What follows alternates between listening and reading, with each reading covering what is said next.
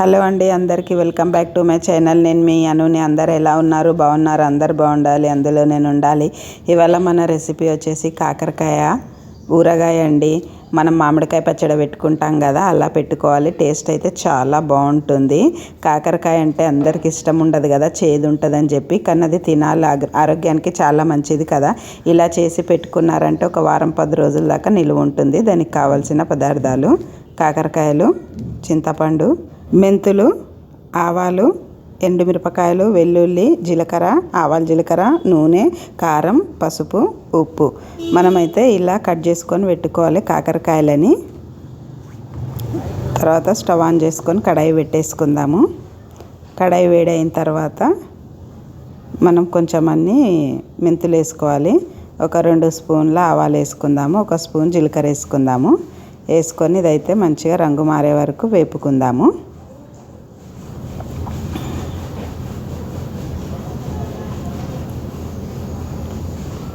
ఇలా రంగు మారే వరకు వేపుకోవాలి. చూడండి, సరిపోతుంది. స్టవ్ ఆఫ్ చేసేద్దాము. మనం మిక్సీలో వేసుకొని పౌడర్ చేసుకొని పక్కకు పెట్టేసుకుందాము.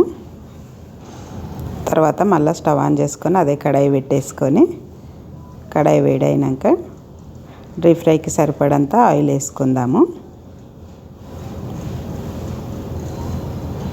ఆయిల్ బాగా వేడిగాని ఇలా కట్ చేసుకోవాలి ముక్కలు. మీకు రౌండ్ షేప్లో అయితే ఏ షేప్ అయినా మీకు నచ్చితే ఆ షేప్లో కట్ చేసుకోండి. ఊరగాయ అయితే ఇలా బాగుంటుందని చెప్పి నేను ఇలా కట్ చేశాను. రౌండ్గా కూడా చేసుకోవచ్చు.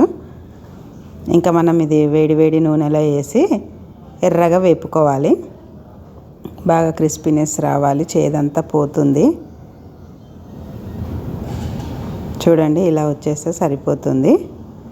నేనైతే 300 గ్రాములు తీసుకున్నాను కాకరకాయలు.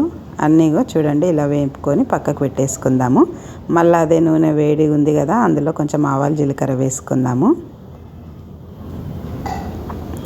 ఆవాలు, జీలకర్ర చిటపటలాడిన తర్వాత మనం ఎండుమిరపకాయలు వేసుకుందాము. ఎండుమిరపకాయలు కలర్ మారినాక మనం వెల్లుల్లి వేసుకుందాము. కొంచెం కరివేపాకు వేసుకుందాము. ఒకసారి అంతా మంచిగా కలిపేసుకుందాము. కొంచెం అంతా పసుపు వేసుకుందాము.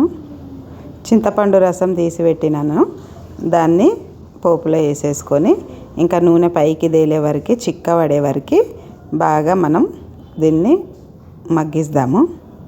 చూడండి, ఆయిల్ అయితే మొత్తం పైకి తేలాలి, దగ్గరికి రావాలి. ఇది చింతపండు వాసన అనేది పోయే వరకు మనం మంచిగా ఉడికించుకోవాలి. చూడండి, ఇదైతే మ్యాక్సిమం దగ్గర పడింది. చూడండి, ఆయిల్ అయితే పైకి వచ్చేసింది. స్టవ్ ఆఫ్ చేసేద్దాము. మనం వేయించుకొని పెట్టుకున్న కాకరకాయలు ఉన్నాయి కదా, అందులో మనం మిక్సీ చేసుకున్న జీలకర్ర మెంతుల పౌడర్ ఉంది కదా, అది వేసుకుందాము. తగినంత కారం వేసుకుందాము. తగినంత ఉప్పు వేసుకుందాము. వేసుకొని ఇదంతా మంచిగా ఒకసారి కలిపేసుకుందాము. మన ముక్కలకు అంత మంచిగా పట్టింది కదా కాకరకాయ ముక్కలకి. మన పోపు ఇందులో వేసుకుందాము. చింతపండు గుజ్జు వేసుకొని మంచిగా మిక్స్ చేసుకుందాం.